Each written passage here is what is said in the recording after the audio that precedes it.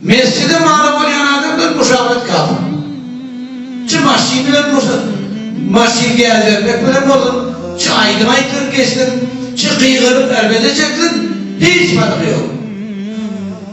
İkinci şaya hem de şaya muvafık ediyor.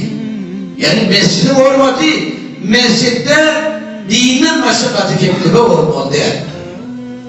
Gülme, tıyıkılık çarmak, el çarpmak bir dakika haram şu aya göre. Yani kıyınacak da var bir öğrenmeden çıkıyor. Bir vakın alemi mutlakide bir alemi cuhal. Geliyor bir kuruma etti deyip şu el çarpıyor. Ulukan ağına aylanında bir cevabı şey. Ne mi değil diye. Ne mi değil ne?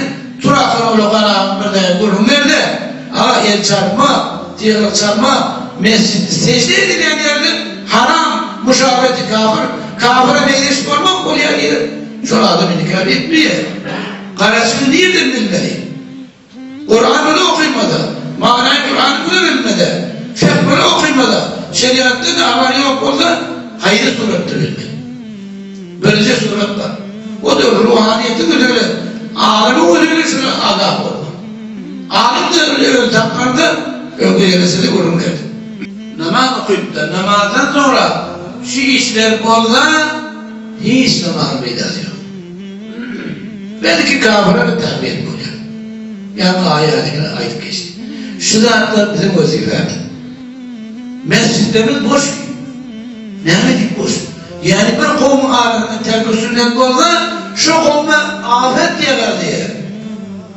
Bir aile İslam'ın leşkeri gidecek şehrin ağabeyinde bilmektir. Hesapçı. Musa Eş'ari name ediyor. Emir-i Mu'minin Ömer ibn Hattab radıyallahu anh. Ne esir oldu diye, biz diye para yerine alıyorduk diye bir kovun içinde. Bir aile diyor gidecek şehrin bilmektir. Onun name ediyor Hazreti Ömer. Hükmen birliğe aranıdır terk-i sünnet var. Böyle. Yani şuhide sünnet terk etmek. Biz ne kadar hamıl karın muttur. Doğumuzun hamilini bizim hamıl karın. Sünneti helal edildi o. Sünnet diyemdi o. Cemaat namazı cemaat. Hiç adam bizim gayrimiz ya, fikrimiz ya. Hesabını çek. Vakti Resulullah sünneti terk edildi sonra hem mehabetle bize gelir. Hastaya gelir yine bir ayna su yaptı bizi. Oraya ne kadar ekseri getirmiştir o. Bir aydan sonra bir tövbe tutmadım. Tövbe etmedik.